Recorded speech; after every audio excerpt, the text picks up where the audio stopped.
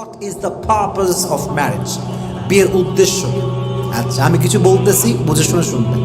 এক, বিয়ের উদ্দেশ্য আমরা ভুল করে ফেলি। এই তুই এর বিয়ে করবি কেন?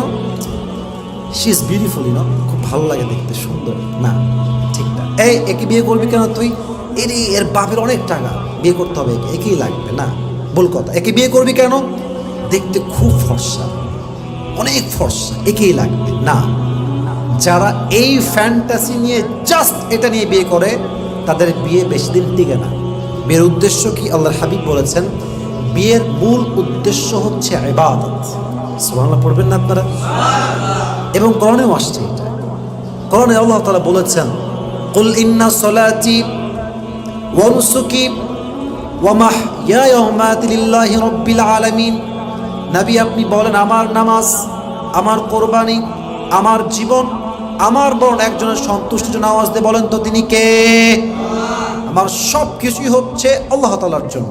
তাহলে বিয়েটা কি জাস্ট ফর্সা দেখে, রূপ দেখে করলে হবে না আল্লাহর জন্য করতে হবে? আল্লাহর জন্য করতে হবে। তাহলে বিয়েটা প্রথম উদ্দেশ্য হচ্ছে ইবাদত। বলেন সবাই, বিয়ের উদ্দেশ্য কি? আরে কথা বলেন, বিয়ের উদ্দেশ্য কি? ইবাদত।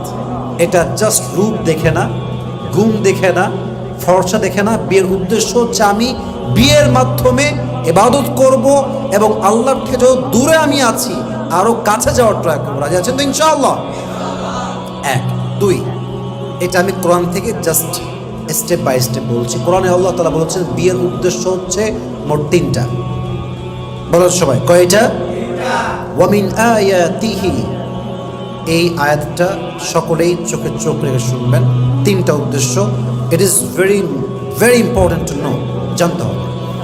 ওয়া মিন আয়াতি আন খালাকা লাকুম মিন আনফুসিকুম আজওয়াজান লিতাসকুনু ইলাইহা ওয়া জাআলা বাইনাকুম মাওয়াদ্দা ওয়া রাহমা। দেয়ার আর থ্রি পারপাস অফ ম্যারেজ। বিয়ের উদ্দেশ্য হচ্ছে তিনটা। এক, মেন্টাল পিস। মেন্টাল পিস, মানসিক শান্তি। আমি আমার কোনো একটা ওয়াজে বলেছিলাম, কোনো মেয়েকে দেখে মানসিক শান্তি পাইলে এনাফ, যথেষ্ট। বলেছিলাম কোন ক্ষেত্রে? আফটার গেটিং ম্যারিড, বিয়ের পরে। এখন এটাকে মানুষ ভাইরাল করেছে কোন দিকে? গার্লফ্রেন্ডের প্রতি।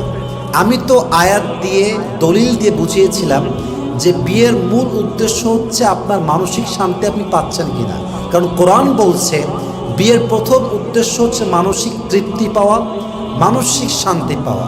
যখন আপনি আপনার জীবন সঙ্গীর মাঝে মানসিক শান্তি খুঁজে পাবেন, তখন তার কোনো দোষ, তার ত্রুটি, কোনো কিছুই কোনো ভুল মনে হবে না, কারণ আপনি তাকে দেখে মানসিক শান্তি খুঁজে পান। ঠিক কিনা বলুন যুবক ভাইরা আপনারা?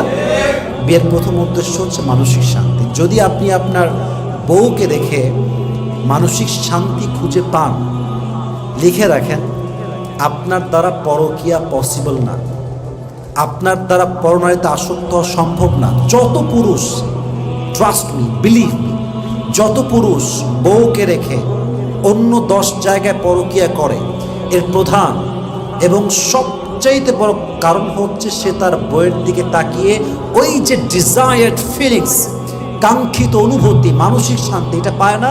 বাস বউকে রেখে আরো 10 ঘাটে গিয়ে সে পানি খায়। ঠিক কিনা বলেন যুবক ভাই? মানসিক শান্তি পাওয়া লাগবে। এক। দুই, বিয়ের উদ্দেশ্য হচ্ছে ওয়াজআলা বাইনাকুম মাওয়াদ্দা, ভালোবাসা। একে অপরের প্রতি ভালোবাসা থাকতে হবে। ভালোবাসা নাই মানে সম্পর্ক টিকবে না। যেখানে ভালোবাসা আছে, সম্পর্কে যত ঝগড়া হোক, যত রাগারাগি হোক, এটা টিকে যায়। আর যেখানে ভালোবাসা নাই, ওখানে চায়ের জায়গায় কফি আসলে সম্পর্ক ভেঙে যায়। ঠিক কিনা বলেন? লাভ ইজ মোস্ট ইম্পর্টেন্ট, ভালোবাসা জরুরি। দুই নম্বর উদ্দেশ্য হচ্ছে ভালোবাসা। এটা বলেছে কে? বলেন সবাই, বলেছে কে? আল্লাহ তাআলার আয়াত এটা। তিন নাম্বার, ওয়া রাহমা। এটা একটু বুঝতে হলে ব্রেন দিয়ে না, হৃদয় দিয়ে বুঝতে হবে, অনুভব করতে হবে। ওয়া রাহমা, রহমত মানে হচ্ছে দয়া উদ্দেশ্য। বলেন সবাই, রহমত দ্বারা কি উদ্দেশ্য? দয়া। আচ্ছা, মনে করেন আমার বয়স 26 ইয়ার্স অথবা 27 ইয়ার্স ওল্ড, 27 বছর। আমার বয়স যখন 60 বছরে যাবে, আচ্ছা 60 না, মনে করেন 70 বছরে, আর আমার ওয়াইফের বয়স মনে করেন 65 বছর, 5 বছরের গ্যাপ দিলাম।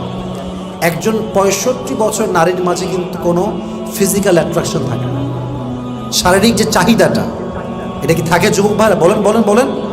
থাকে না। তখন টিকে কেন? নানা নানিকে ভালোবাসে কেন? দাদা দাদিকে ভালোবাসে কেন? কারণ ওই যে দীর্ঘ লম্বা সময়ের ভালোবাসা, এর দ্বারা মনে একটা দয়া তৈরি হয়, মায়া তৈরি হয়, রহমত তৈরি হয়, এবং এই দয়ার দ্বারা মৃত্যুর শেষ নিঃশ্বাস পর্যন্ত স্বামী তার স্ত্রীর সঙ্গে থেকে যায়। ঠিক কিনা বলেন? দয়া লাগবে। আল্লাহ আমাদের সবাইকে এই উদ্দেশ্যগুলো অর্জন করার তৌফিক দান করুক। সকলেই মন খুলে পড়া আমিন। বিয়ের 5 নম্বর উদ্দেশ্য হচ্ছে বংশ বিস্তার। আমরা আসছি কই থেকে? বাবার থেকে, মায়ের থেকে। আব্বা আম্মা না হইলে আমরা হতাম না, নানা না হইলে আমার মা হইতো না, দাদি না থাকলে আমার বাপ হতো না। বংশ বিস্তার উদ্দেশ্য। তা এক যুবক আসছে এক পীর সাহেবের কাছে, হুজুরের কাছে, যে হুজুর দোয়া করবেন আমার জন্য বাচ্চা হয়। তো দোয়া করেছে, চলে গেছে।